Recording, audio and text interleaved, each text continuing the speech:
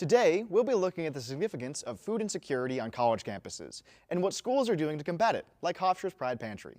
We'll sit down with some of the people who keep it running every day and show that healthy eating doesn't have to be hard or expensive. Stay tuned for all that and more coming up on In Focus. Hey guys, my name is Indiana Messier. Today, we will be looking at the significance of importance of college food banks, like the Pride Pantry at Hofstra. We'll talk to Mary Larino about what makes these pantries an amazing resource for students, and then Hofstra student Emily DeLaura will show us what to make with the yummy ingredients you can get at the Pride Pantry. But first, let's hear from Beth McGuire as she explains the process and importance of bringing food banks to college campuses.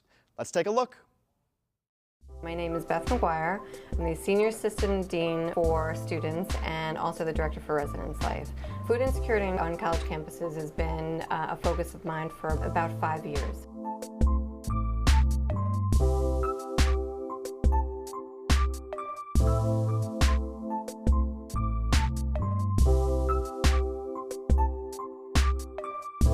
College students are perceived as privileged because not everybody gets a college education. So people have a hard time of wrapping their head around how can you be privileged but also be in need. So the thing that I think helped us was that Columbia University had also just opened up a food pantry on their campus. And if an Ivy League can have a food pantry on their campus, then, what stops any institution? We opened up the pantry November 2nd, 2016. We have served over 132 individual students. We have students that use the pantry once a year, and we have students who use the pantry once a week. Whatever the need is the need for that moment in time. We all had that narrative of being a poor college student. The easiest way to explain it is when students joke around about being hangry. It actually is a real thing. It's the inability for you to control your emotions because your glucose dips so low. For us as an institution, and for any college or university, it's really about persistence and it's about degree completion. This helps with that. This removes having to worry about, what do I have to pick?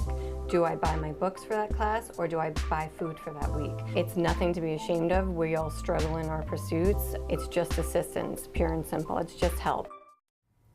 Now that you've seen how the food pantry was founded, let's talk about how it works currently. Here with us today is Pride Pantry volunteer Emily DeLaura. How are you today, Emily? I'm good, Indy. How are you? Pretty good. So when did you first hear about the Pride Pantry, and what does it mean to you personally? Back in 2016, Beth McGuire brought the pantry to Hofstra, and for me it was a way to get involved that I hadn't experienced before. Great.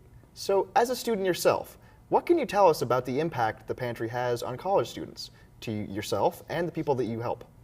I think a lot of students deal with so many loans and fees that sometimes it can be so overwhelming that you don't really have the money for food, and meal plans don't always cut it. So I think it's an opportunity for students to still get what they need without having to worry about the money. That's really great. I think I'm going to stop by. So Emily's going to be sticking around to show us how to make some easy snacks with Pride Pantry ingredients. But first, let's take a look at exactly what comes in a bag from the Pride Pantry with Mary Larino. My name is Mary Larino. I started at Hofstra in 1999. I've been in quite a few departments, but for the last 14 years I have been working directly with students. You get peanut butter, which is a good source of protein, and jelly, which has pectin, so that's a good fiber. And of course you need crackers to have fun with it. So I've been working with students directly for 13 years, maybe a little more, and to be able to offer them help, like the pantry help. A soup, this one is a beef soup. We also have vegetable soups for vegetarians as well.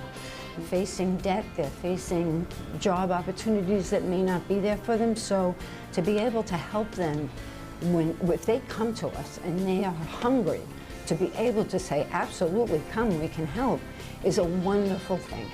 I am absolutely very proud of being a part of this Pride Pantry. We're back with Emily here, and she's going to show us how to make snacks from the ingredients you can find at the Pride Pantry. So what's the first thing you have in store for us today? So the first thing is a super simple pasta dish. You're going to take your pasta from the Pride Pantry and you're going to cook it. So this way you can either do it in a stovetop or in a microwave, totally up to you, whatever you have. That's really good, yeah. And then we're going to take our cannellini beans and our sauce and we're going to add that in. Okay, that looks good, that looks good. Once we have that all in, we're gonna stir it up. No big deal, super simple.